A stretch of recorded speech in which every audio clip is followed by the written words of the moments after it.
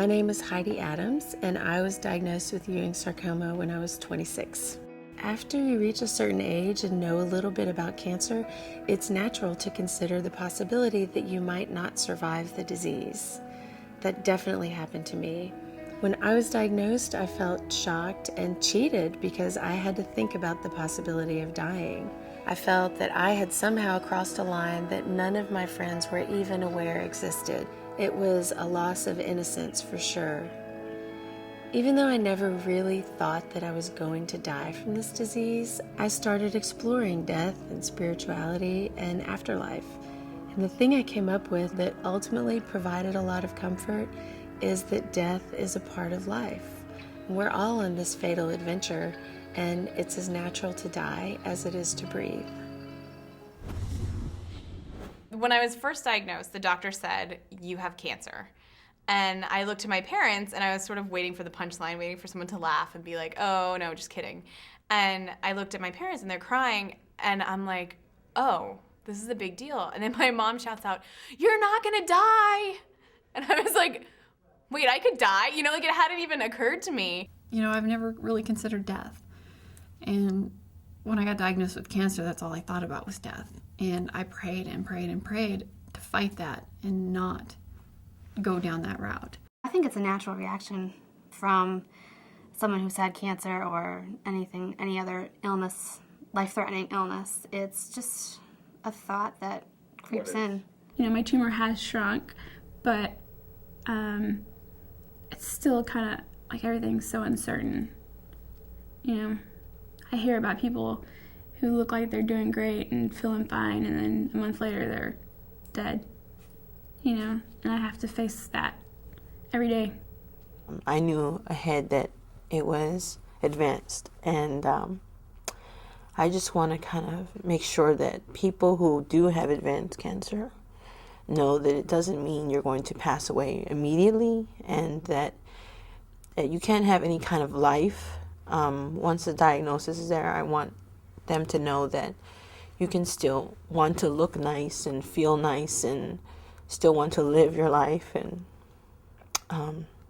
still, you know, try to reach those goals and dreams that you still had. It's an emotional roller coaster when you get diagnosed. You know, early on, fear of death, of course, and reading statistics on the internet and getting information, and you know, if I'm going to die, and you realize that every bout of cancer is completely different. I mean, everyone's got their specific things. No human body's the same. No cancer diagnosis is the same. I feel like there's times where I even forget that I'm sick.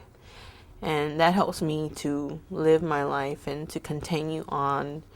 And I think that I need that strength to continue on, to continue living. It's a gift to really look at death as a way to awaken to life. In other words, by looking at death, by facing death, I thought to myself, what do I want to do with my time? Why am I here? What's most important to me?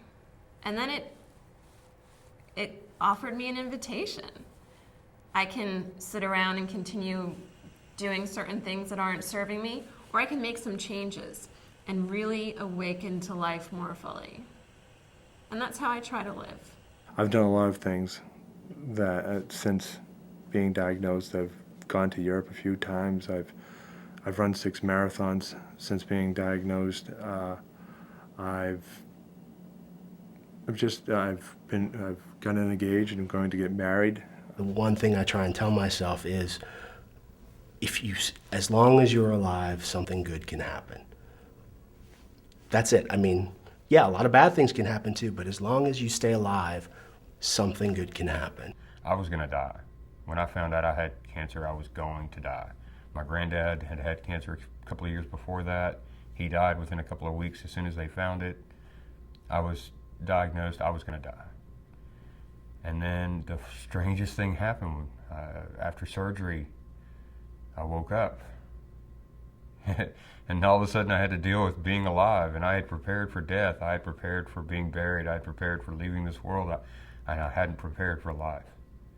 I had to wake up, and I had to get out of bed, and I still had to go on. Just appreciate every day. I mean, cancer itself may not kill you, you could get hit by a bus tomorrow.